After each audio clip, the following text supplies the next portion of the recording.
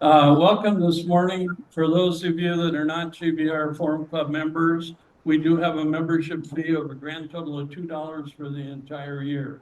If you want to join, we have presentations every Wednesday morning at 9 a.m. from October through April.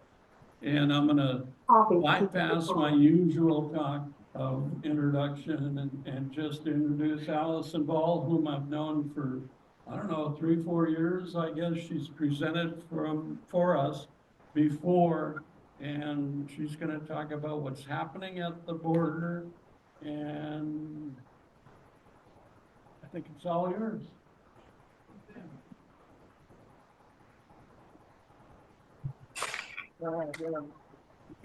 Hold back. Les, thanks for that introduction and thanks for having me at the forum here today. And thank you all for coming and spending your next hour with me.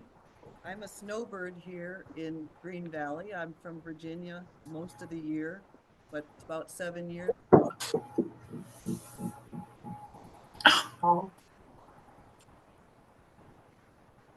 She's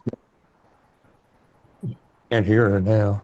What was our immigration system like? What was our history? What were our laws? I'm not a lawyer, but I looked into it for about 2 years. And after that 2 years, I thought, well, maybe I should start sharing what I've learned with other people. So what I've put together here for you today is specifically about the border. Everybody could mute. Are we muted? No. Snowbirds like me, you know that people outside of this area really don't understand what's happening at the border or what the border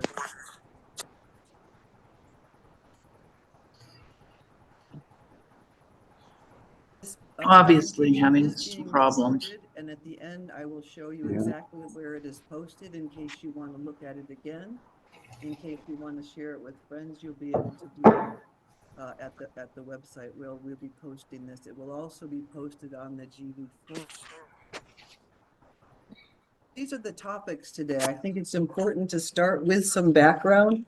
So we'll be just looking quickly at the border geographically and also a little bit of a reminder about the trade that's going on at the border, which I think is important. We'll talk about who is migrating here and why are they coming.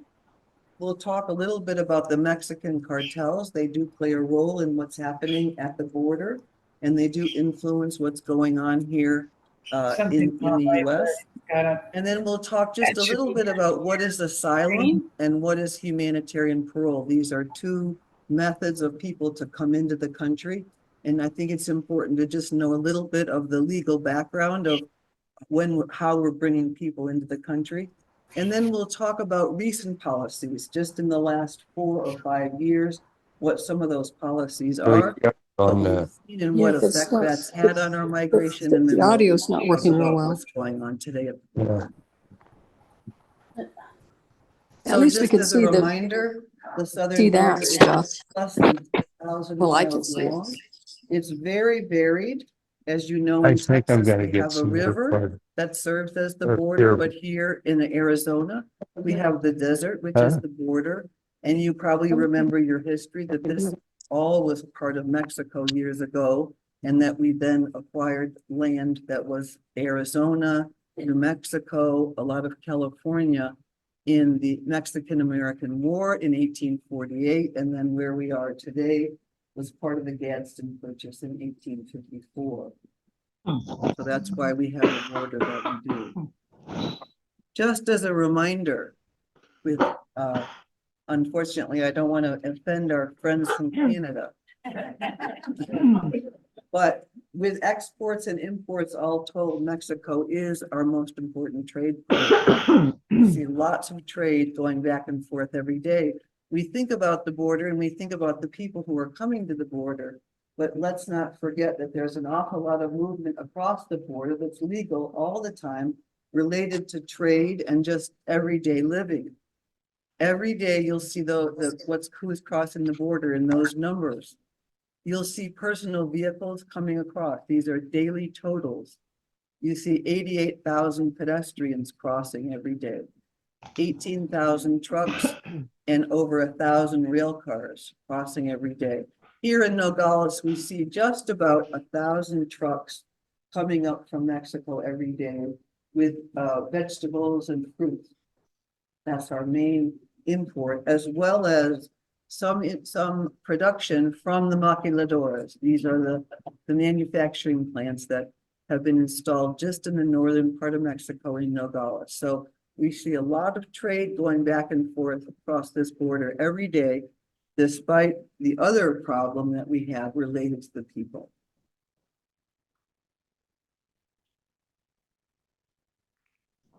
Now, we all know that there are migrants moving around the world all over the place. This is not a unique problem that we're seeing here in the US. You can read the news clips that talk about the movement in Europe or the movement in Asia of people. Lots of people are having problems. And our issues related to migration are similar to those in other places of the world. People are moving for economic reasons, for conflicts or wars, for political reasons, and for corruption. So there's a lot of reasons why people are moving. Just if you look at rural Central America there, we know that there's some climate change going on there. And when you're a farmer, meaning you're going to have to you can hear me? eat and live on what you're growing on your land. If there's climate change, and by that I mean if there's a flood, which we've seen, or a tornado or a hurricane that we've seen in Central America in countries like Guatemala and Honduras, it wipes out that crop for the year. That farmer has nothing to eat and nothing to feed his family. And so people are coming based on that from Central America, we know. Now, more specifically, who is coming to our border? What we know who is coming to our border, we usually think of, and this is what I thought of when I started studying this issue. I thought these were single Mexican men coming here to work. And in fact, in the 80s and the 90s, that's really what we saw, was Mexican men coming here for labor and then going home when they had finished the labor for the season or whatever, possibly moving back and forth across the border easily. In the about 2000s, what we saw was a trend. These were not just Mexicans coming, but these were Central Americans as well as Mexicans. And they were not just single men, but families started to come. And today what you'll see is that we are receiving here at our southern border families from all over the world. And I'll have some better statistics in another chart later on this issue. Now, what I've noticed and what I've read about is that when the media claims that the US has open borders, this only encourages the migrants to come more here. Sometimes I watched, for example, Senate hearings in Washington, and some of the senators will say, we have open borders, we need to close those open borders. Well, all this does is get broadcast in the news all over the world, and it encourages more people to come, because the information that people have overseas about our border is not correct or perfect in any way. And that's a big theme I want you to understand here today, that social media plays a big role in what people think is going on here. And the media and what we say about what we have in our border also has a big impact on what people think about what's going on. Local smugglers, now these are people in country, make it very easy to leave home. And we'll see this in a minute with a couple of pictures that I have. John and I have been working to support the building of a school in Guatemala. And this is interesting for me because it allows me to see the other end of the spectrum. It allows me to see, well, what is it like to live in a small village where there are subsistence farmers and who really are very, very poor? And what is that culture like? And what that culture is like is that these young children who are coming up now, who are being raised and going to our school, have fathers and mothers and grandfathers and grandmothers who have come north, not necessarily permanently, but at certain phases of their lives. And so this is a very normalized part of life in this area, which is full of poverty. I'm going to show you two pictures that illustrate what I mean. This is a sign that we saw in this small village called Chahul in Guatemala. It says, we are offering trips to the United States and you can pay when you get to your destination. The message is, we can get you anywhere. We can get you to Chicago, San Francisco. We can get you to New York. Now we know this really isn't true. We know that just by paying this local smuggler in Guatemala, the person will not actually get to the United States. There will be other payments along the way, probably right by the border. There'll be another payment to a cartel. But this is the message that people have. Rip off this little number and call this number, and we will arrange for you to get to the United States. Sometimes people are mortgaging their homes or their land to pay the smuggler, which might be $8,000 or $10,000 to get somebody north. So this is the culture of the small town in Guatemala. The second picture, I think maybe even more startling. On the left is a traditional home. This is a dirt floor and there's an adobe brick side. There's no running water. There's no electricity. It was probably built as one large room, and maybe over time there was a way to divide those rooms up so there'd be a separate bedroom. But basically, that's what you're seeing on the left is a traditional house. On the right is a cinder block house that's being paid for with remittances. So someone has come north in that family. They've worked here and they have sent money back and they've built this home, which they will eventually return to. So again, if you're a young child being raised in this little village, which would you prefer your future to be? So there's a lot of motivation to move.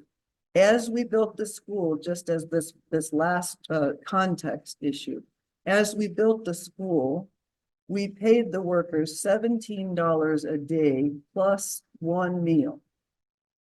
They were thrilled to have that work and that job and that income. So you can think to yourself, now, would I rather have $17 a day or just call the guy that says he can get me anywhere in the United States?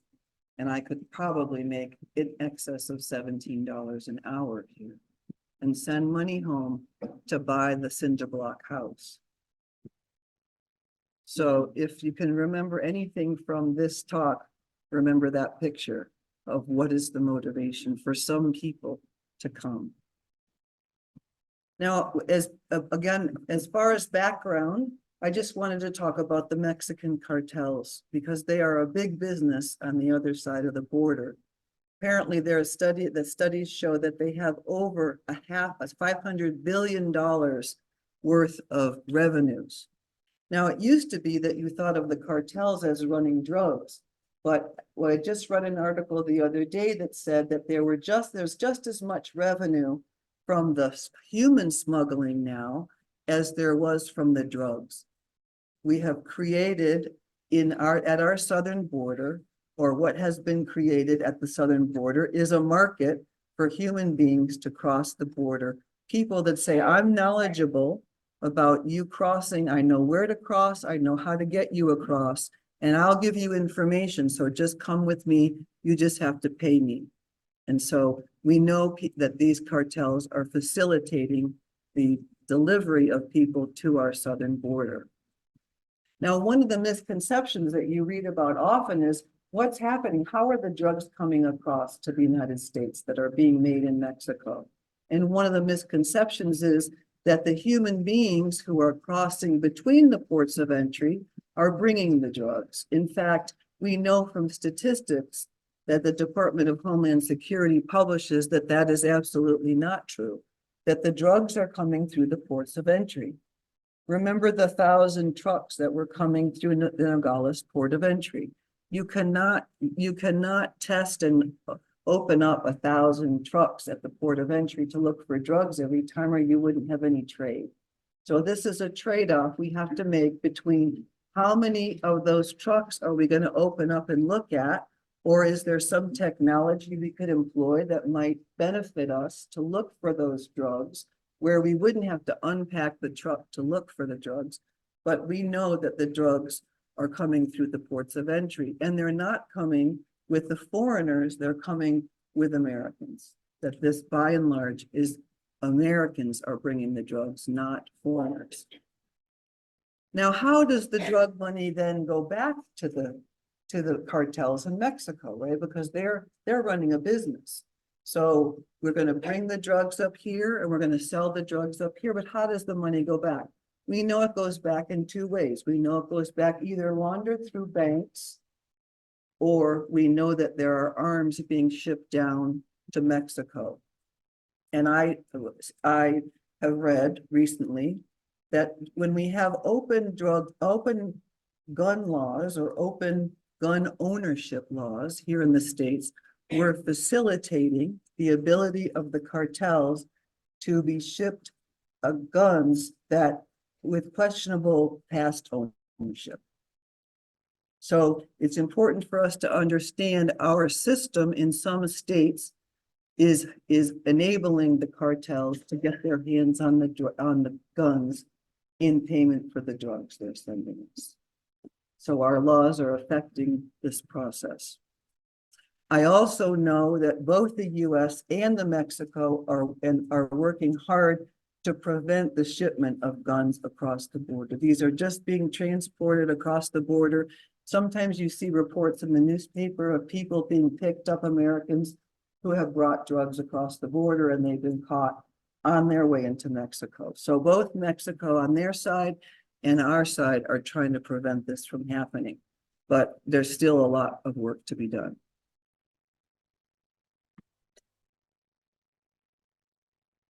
Now we're going to talk just for a minute about humanitarian visas. Let's turn to the people and talk about humanitarian visas. Those of you who've seen my talk before have heard me talk about all the different ways we allow people to become citizens. Mostly, our law says we will allow people who have family members here to become citizens as they apply for visas.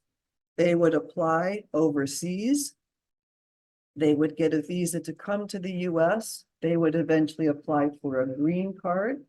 And then if they wanted, based on that green card, they could become a citizen, or they could choose not to. They could just choose to continue with a green card.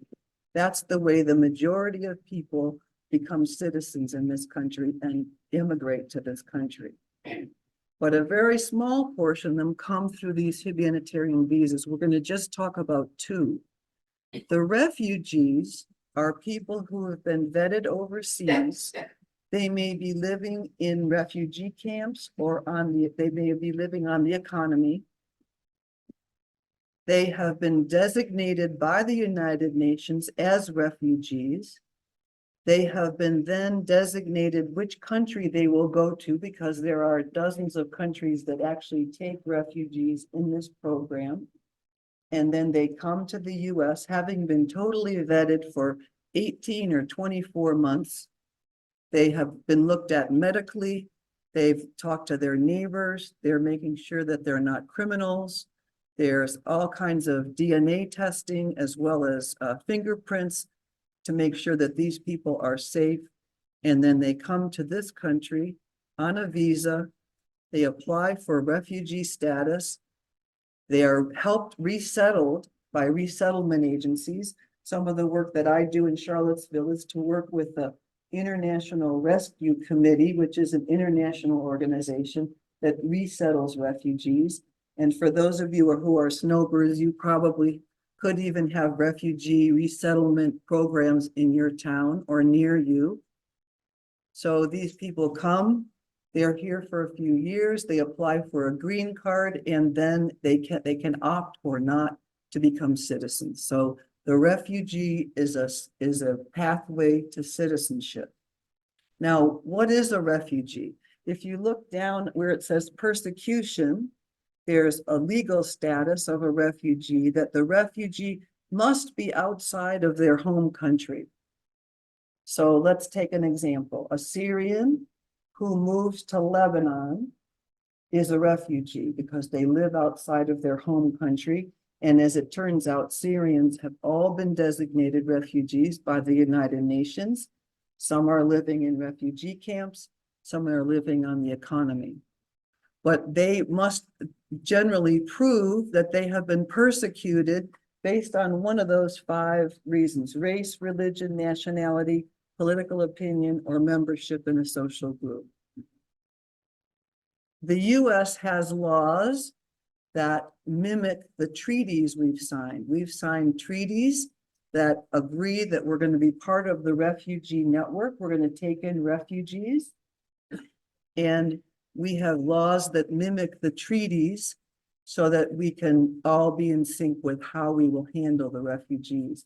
And at that last line, you can see the asylum seekers or the refugees will be taken from anywhere. I'm jumping ahead, but we know that refugees and asylum seekers, we will never imprison them according to our laws, and we'll never send them back into harm's way.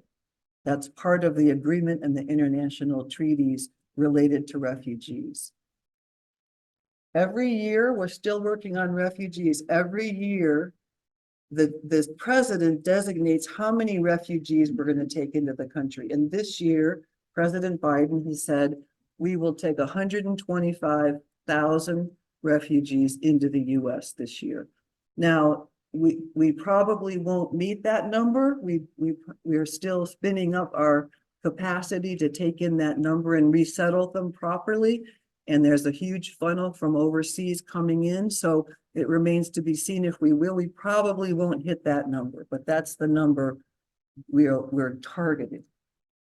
Now let's turn to asylum seekers, which is also another humanitarian visa, but it applies to the border.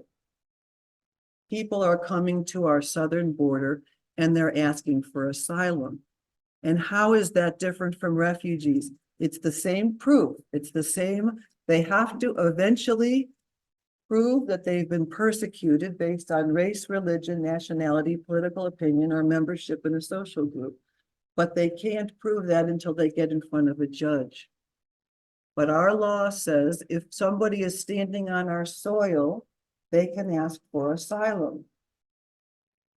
And if they pass what's called a credible fear test, they can then be in front of a judge eventually to plead their case in order to ask for asylum. So this is what's happening at the southern border with a lot of the people who are coming. Now let's take an example of how that might work over time. And we'll back this up to before COVID, because once COVID started, we had some problems. But we know there was a case of Maria and her son Adiel came out of El Salvador, and they felt that they were being persecuted. I don't know the reason why, but they felt that they were, and they paid a smuggler to come north, and they came to Tijuana. And eventually they were allowed at the port of entry to ask for asylum. This is 2019. The numbers were much lower now. So the Customs and Border Protection people in that office had plenty of time to take their case and also to turn their case over to an asylum officer whose job it is to talk to people about their cases to be sure that they qualify enough to go through the process. So San Diego spent maybe 4 or 5 days, she said, in an hilera, which is an ice box, which is sort of what's our notorious border patrol offices where people are held. So she and her, I think at the time Adiel was about 6 or 7, spent time there, took this credible fear test, passed the test, and then she had a sister who lived in Charlottesville where we are, and so she came to live in Charlottesville. Some of the paperwork she was given said, you must report to the immigration court in Alexandria, Virginia, on the specific date, because you're going to be a part of a master calendar hearing. So when she got to Charlottesville and she was living with her sister, she was waiting and she knew that she had to report to the court. I was a part of a group that provided transportation to asylum seekers. Again, she's here in the country legally. She's an asylum seeker. She's waiting for her asylum. She has to get in front of a judge. She has to go up to the court in Alexandria. We're about 2.5 hours away. So transportation group's going to take her up there. So I take her up to this master calendar hearing. There's about 30 people in the room who are like Maria. They're seeking asylum, but they're just being reviewed by the judge.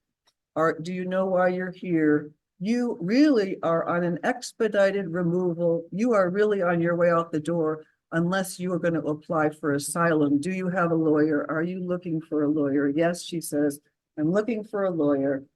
And the sister knew that there was going to be a lawyer. And so the judge then said, okay, you come back in 2 months. I want to know what your status is.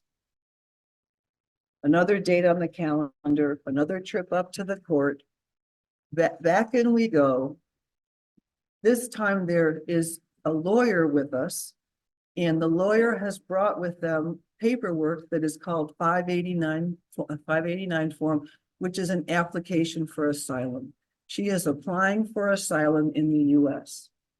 In we go with the judge, in we go with the lawyer. Are you here? Yes, we're applying for asylum. The judge says to us, now we're about first quarter of 2019. The judge says, you can come back. The first date I can hear your case is February 2023. So this is our system with a backlog, as you've all heard about, in our immigration courts for this person who's here legally to plead her case. Now, in the meantime, again, 6 months after we have gone up for this hearing, where she's been given a date for her final asylum hearing, we go back up for fingerprints. 6 months after she's applied for asylum, she goes back up for fingerprints because she's been given a permit to work. She's applied now, she gets permission to work. She's going to work. Ariel, the son, is in 2nd grade. She is waiting for her asylum hearing. So this is the system that has been created over time for people who apply for asylum. So fast forward now to today. So the people you see, the large groups in New York and Chicago and San Francisco, they've all been through the process, but in some cases, they're not going to live with a sponsor. They may not, like Maria, they may not have a sister who lives in the country and they want to work, but by law, they can't work for 6 months until they apply for asylum. And probably, unlike Maria, they don't have lawyers to tell them the process and the complexity of the process. So we got a big problem on our hands, right? Lots of people who can't work by law, who are here legally, who aren't really getting the best advice, and they're here in our country waiting for an opportunity to stand in front of the judge to tell the court case. So that's one of the big problems that we have, is this whole system of asylum and the backed up process of the courts. I just want to reemphasize one point at that last line. Asylum seekers, by law and by treaty, we've agreed to take from anywhere. We've agreed we're not going to send them to prison while they're waiting, and we're not going to turn them into harm's way. In a minute, you'll see where I think we broke all those laws in some of the things we did. And here it is.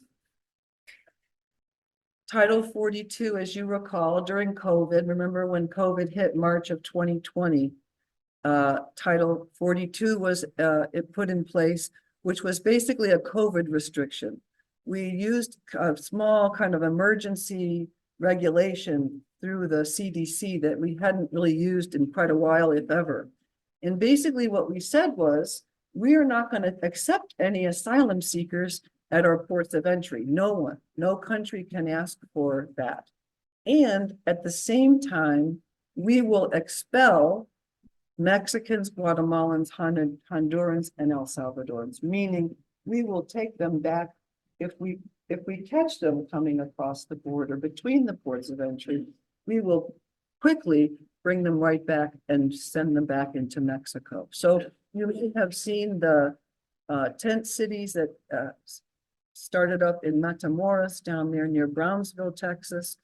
People in Nogales were living on the economy, some of them in the streets. This was a big problem because we were literally pushing people back over the border. Now, it looks like we have broken some laws here. On the bottom, I've listed them. It looks like we've broken some immigration laws, some international treaties, and some criminal laws. Here's where we've, I think, went wrong with that. The asylum request that we say we would take from anywhere, we no longer were. Our law says we will take asylum seekers who come to our ports of entry and we will listen to their case and we will make a decision as to whether they qualify through the credible fear interview or not. We weren't taking those cases. We also said we would not return people into harm's way, but every time you send somebody who's quite vulnerable, remember our friends from Guatemala who don't have much money and they're coming north, what are they going to live on? They don't have much money. They've already spent more than they have just to come north. So for them to really be living in northern Mexico is problematic. So lots of shelters started up. But we did turn people back into harm's way there where they were at great risk. And the reports that I saw coming out of places like the Human Watch, there were lots of kidnappings. Something like over 1,000 people were kidnapped, extorted, right? These are quite vulnerable people who are living in dangerous conditions where they don't know who to trust and they don't have much money, and some of them have children. And then this is probably the one that I think had the most impact. Border crossers are generally charged with a federal crime. If you or I were to fly into New York City and somehow try to circumvent the customs and the customs line, we would be charged with a crime, just like these people would be charged with a crime.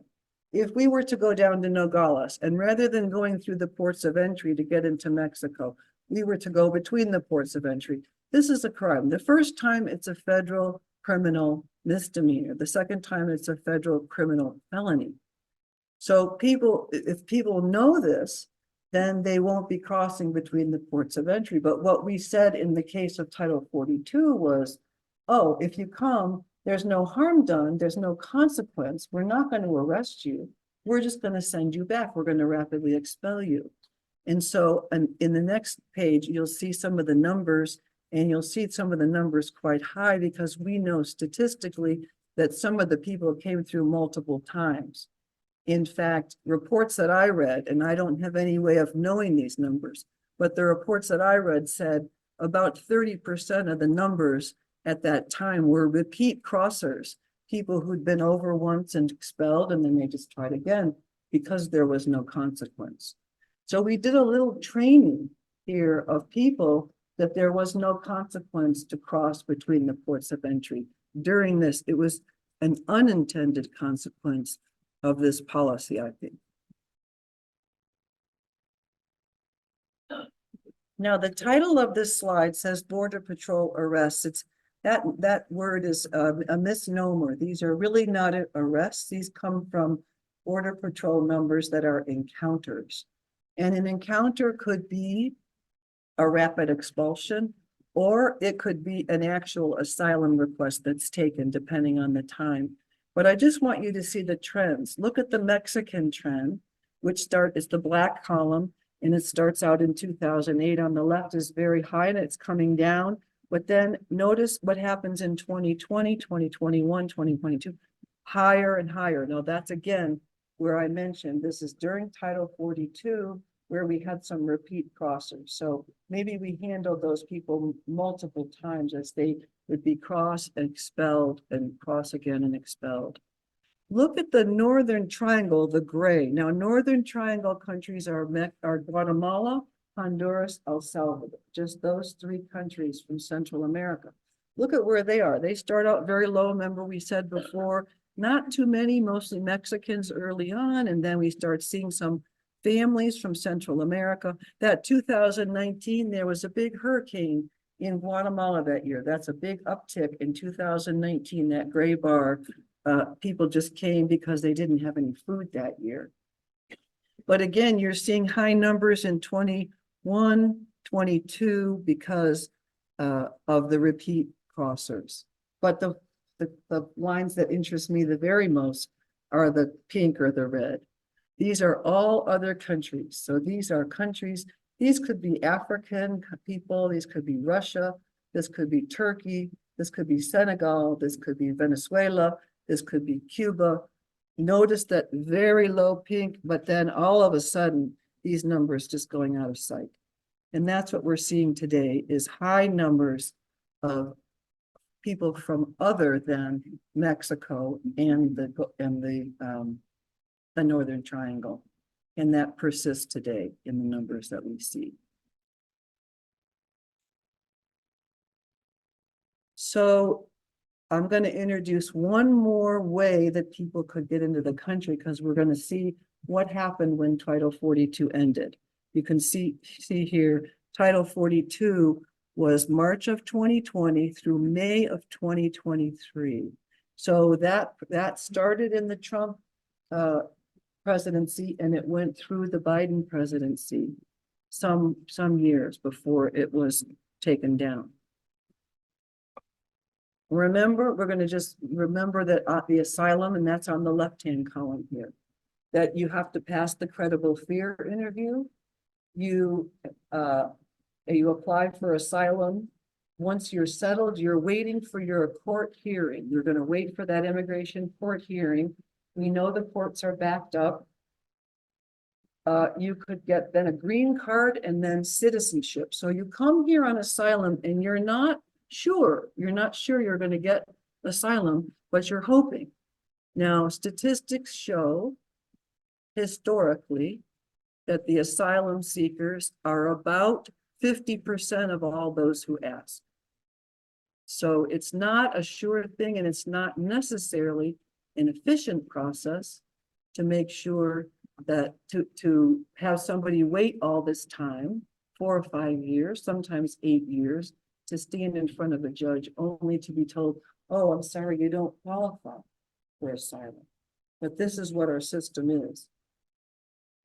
Also, remember, under asylum, you can get a separate work permit. Remember, Maria, after 6 months, went back up and got her fingerprints so she could work, and she's working now, and her son is in school, but there was a 6-month wait.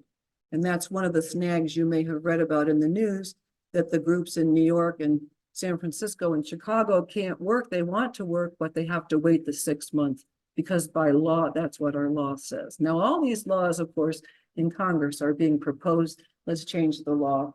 We just haven't been able to get our act together to change a law like this, but it's all this stuff is being played out, not only in the courts, but in Congress, where we just can't seem to get our act together on making decisions about how to go forward.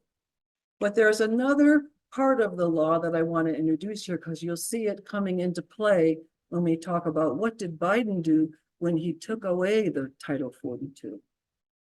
Humanitarian parole is generally used for one-off people who need temporarily to come to the States. Think of like a medical, I need to come to the States because there's a doctor in the States who can help me. And so I just have a temporary 2 or 3 month humanitarian parole to come in.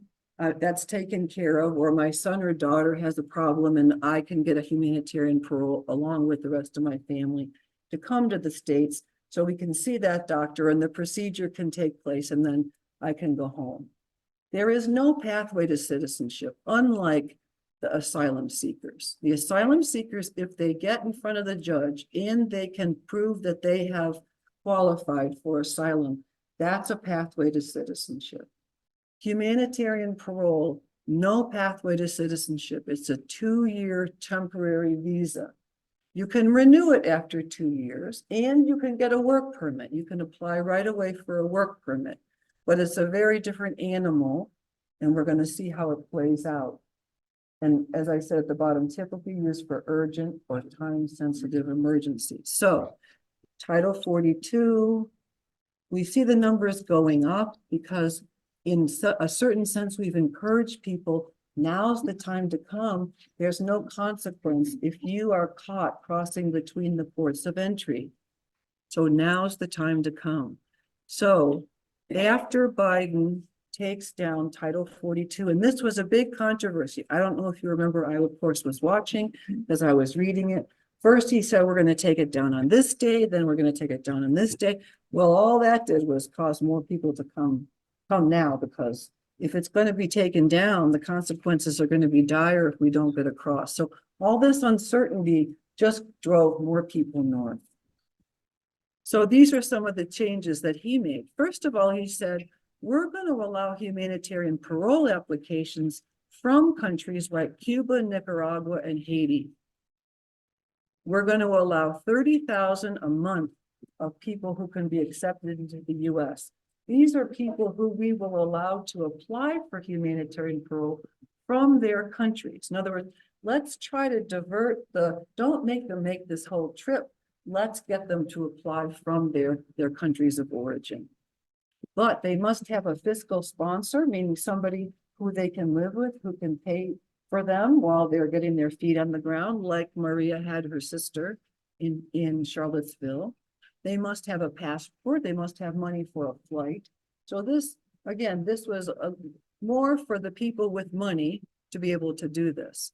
It also said, look, if you've done something illegal, or if you've started the trip up, or if you've come up to our border and you've crossed and you've been caught, you're out. You're not going to qualify for this. So this was one change that President Biden made in order to try to stem the tide of people coming here. The second thing they did was they started an app for smartphones.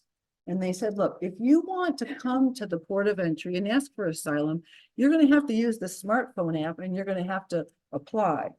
Now, it's in theory a pretty good idea to have this, but in reality, there were so many problems that it was frustrating.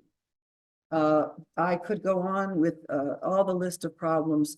Not everybody has a smartphone. The Wi-Fi's in the shelters weren't strong enough. You had to take a photo of yourself. It didn't recognize black faces. So Senegal, there was only Spanish and English, and some of the people from Guatemala don't speak those languages. So there were lots of problems, but it was a way to try to move our system from an on-paper system to a more mechanical system. And in theory, to move it there, some would say, this is a good idea because then we can move people through the system more effectively and efficiently because we have electronic files about their situation rather than everything on paper. A lot of what this government does related to immigration is on paper, and our processing, even from making citizens or making green card holders, is very slow and very inefficient. We increase the use of expedited removal, meaning we're going to deport more people. We're going to also use more ability to send people to detention. Often this will happen if people are applying for asylum and they don't qualify. They could wait in detention, or they could just be sent to detention. And also they put into effect what's called the transit ban, which says if you didn't apply for asylum along the way on your route, if you're a Guatemalan and you came through Mexico and you didn't apply for asylum and you were not turned down, then you cannot apply with us. So again, these were all methods of trying to prevent people from coming to the southern border and giving people other options. What else did they do? The US spends a lot of money on border and military support in other countries. We are training people in Mexico, Guatemala, and Honduras to hold their border lines more strongly so that people can't get beyond those lines to come to us. We have expanded the options for people to ask for asylum in other countries along the way. The more options people have, then the more likely they are to not need to come to the US and not apply for asylum with us. We have agreed to accept 50,000 refugees a year. Remember, that was the other side of the humanitarian coin where people applied from home and they were vetted and proven to be able to come from their home country rather than needing to come here. I think we all would agree that having people come here is dangerous for them and ineffective as a way to process people. So again, there were efforts to push the ability to have people apply for asylum out into other places. Of course, we are always looking at the courts. Is there a way to fast track the asylum hearings? And they're doing experiments with that. They're also building more facilities here at the border to hold more people. One of the problems is there just isn't enough capacity to hold people. And we're trying to experiment with ways to put more asylum officers and more judges here at the border, make the decision quickly and then move along rather than having this stretch out. The big concern, of course, by a lot of these humanitarian groups is it's fine to say, let's have an efficient process, but is it an effective process that adheres to our laws? And so that's always a big question. Did you give this person enough chance to tell their story in a way that was a safe place so that they can tell these horrific stories so that people qualify? The asylum proof is not a frivolous proof. These are big, thick documents. By the time they get to immigration courts, they're looking at doctors' reports. They're looking at police reports from the home country. They're looking at interviews with neighbors and friends and family to prove that somebody qualifies for asylum. So it's not just what you think, well, I stand in front of the judge and I tell a sob story and I get in. This is a very specific proof that is not easy to prove. So again, some are questioning the asylum system. Should that system be broader? Should there be more categories? Should there be a climate change category, not just persecution? So all these things are sort of swirling around in the debate. So this is really the last slide that I have today at the border. We know that the cartels are delivering asylum seekers or migrants to the border. What we're seeing are a lot of families and single adults from all nations just coming across the border wall. In the gaps in the wall, especially locally here down near a small town called Sasabe, which is just west of Nogales.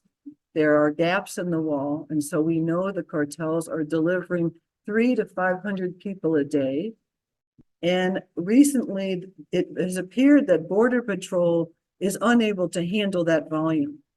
So we know, if you drive back and forth to Tubac, you know that checkpoint is closed. I'm happier. I know I love doing that drive, and I love like not having to stop on my way north. But a little bit concerning is that the Lukeville Port of Entry is closed. I don't know if any of you like to go down to Rocky Point, but that's going to be more problematic. So that, I think, has still remained closed.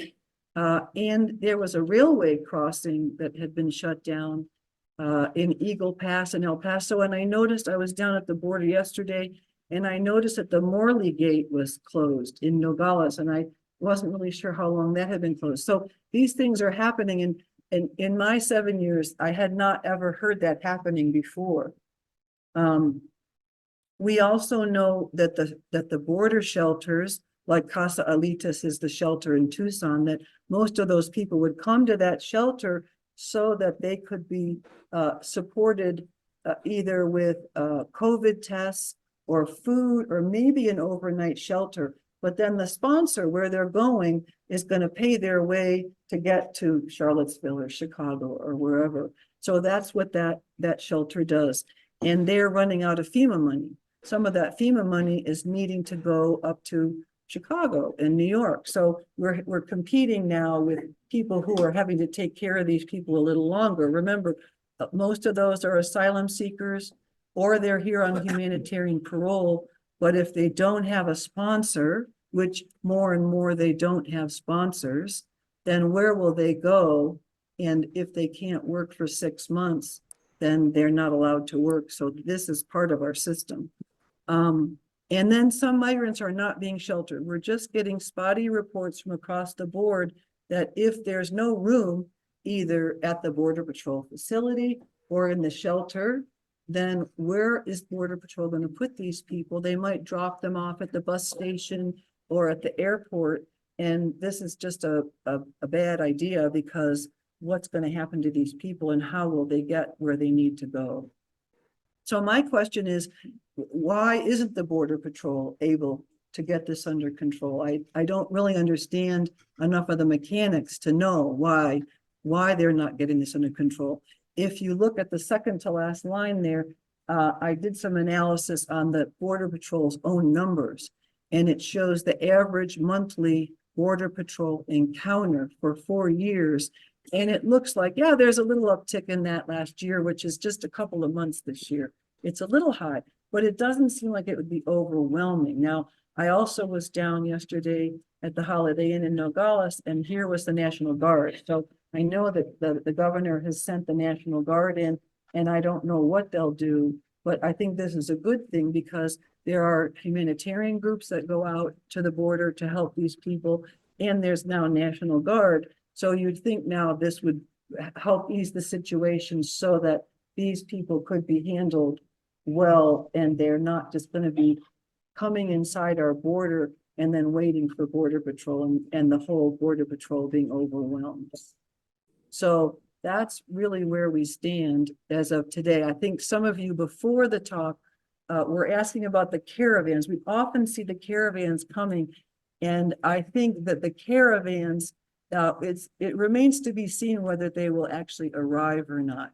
Mexico, of course, plays a large role in all of this. Mexico and their military plays a large role in what happens throughout the country.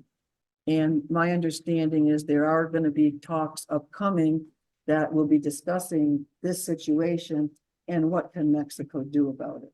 So I have a feeling that there'll be some pretty hard discussions about these caravans coming, and they won't make it to the border. I don't think we can expect to see those. It sure makes for frightening news to see the caravans. And I get that. It's just sometimes I think we sensationalize those news reports. But why don't we've got just a few minutes for a couple of questions. Why don't I open it up for questions? Nelson, thanks for coming. Have you noticed any change in the culture of the Border Patrol agents? Have I noticed any change in the Border Patrol treatments of the migrants? I don't think I can say. I'm not close enough to the situation to say if there is a change at all. Sorry, I don't have any information.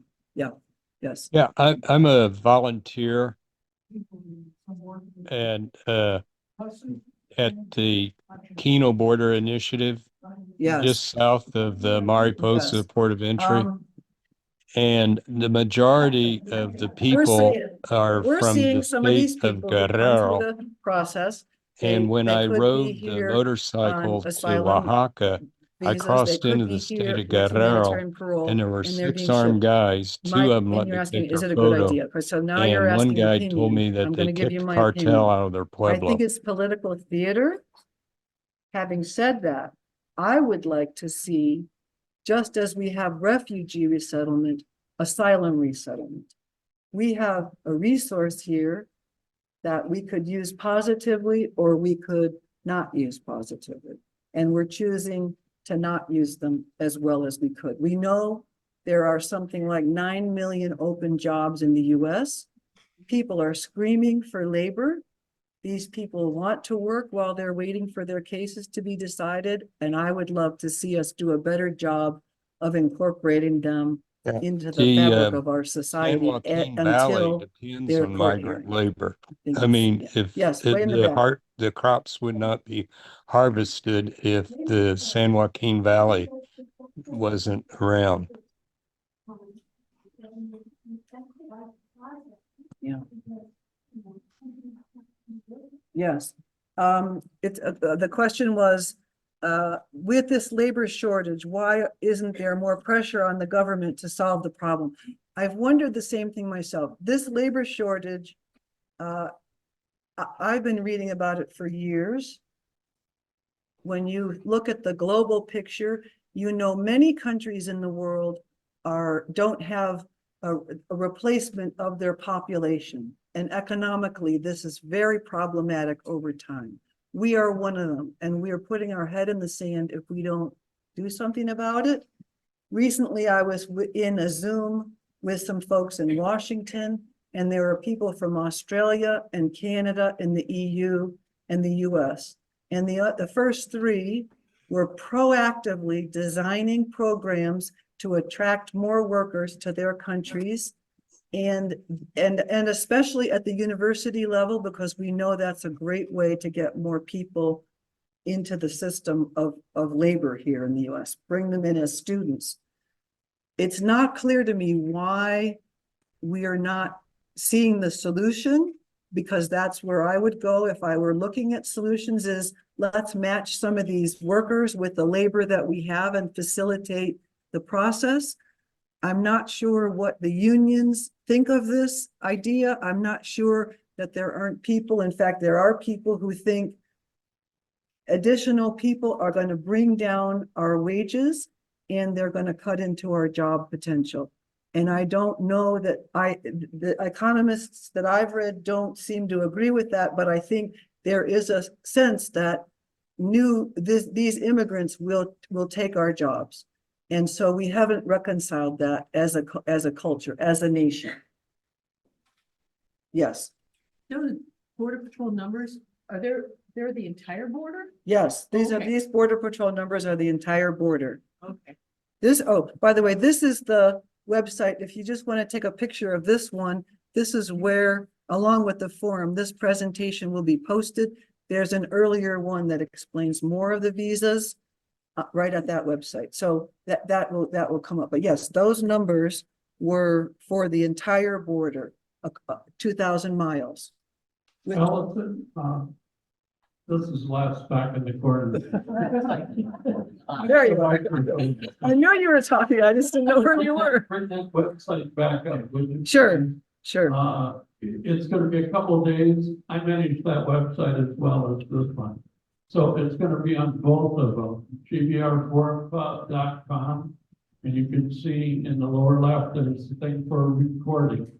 This will be out there in a couple of days. And exactly the same time it will be on that website. Perfect. Thank you.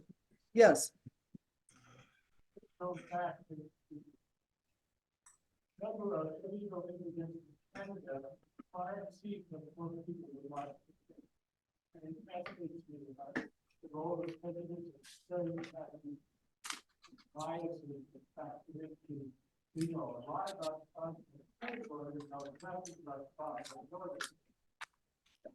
I'll paraphrase, but basically we're spending an awful lot of time thinking about the southern border, and maybe that's because we have brown friends on the other side of the border coming north, but we're not worried so much about the northern border, where we have white friends.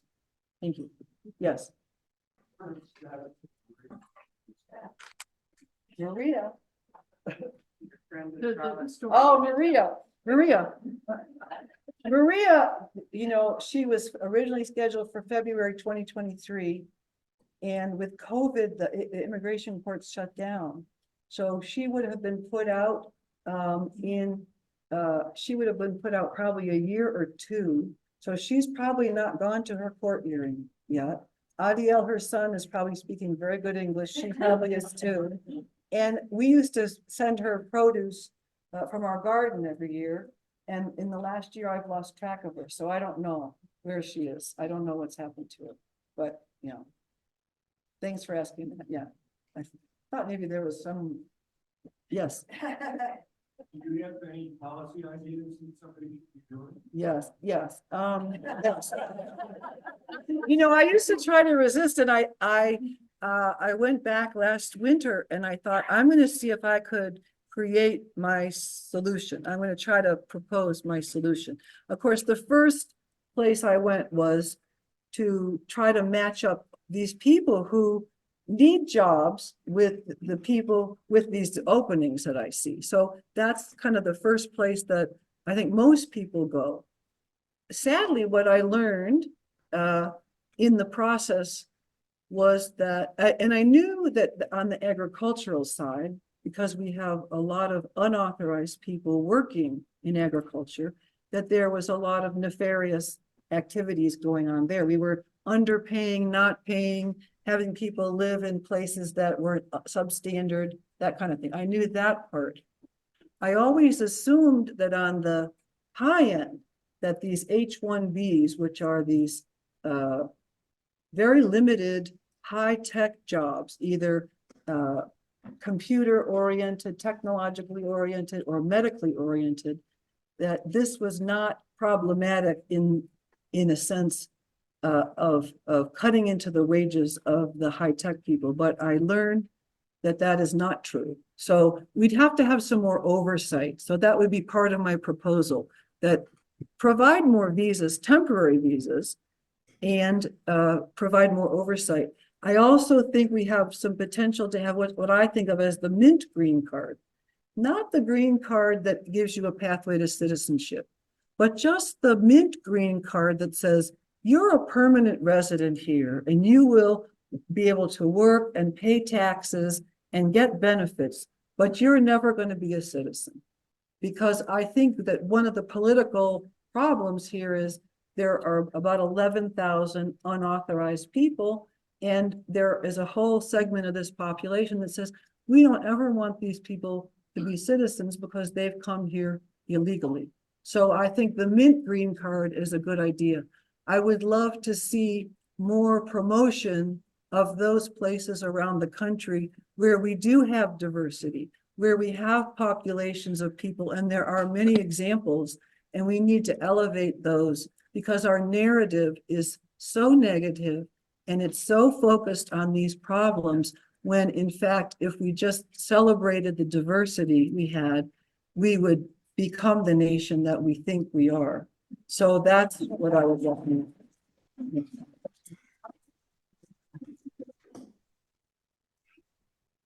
Okay, it's about 10 after 9, and for those regulars that are here, you know, we end I at 9. tuned into and went a this little right at the longer end, because of, just to remember. the city I, issue. Just so you when know, I we have arose from 242 my people slumber, here in the room today. You know, we I have thought we had company. 34 online.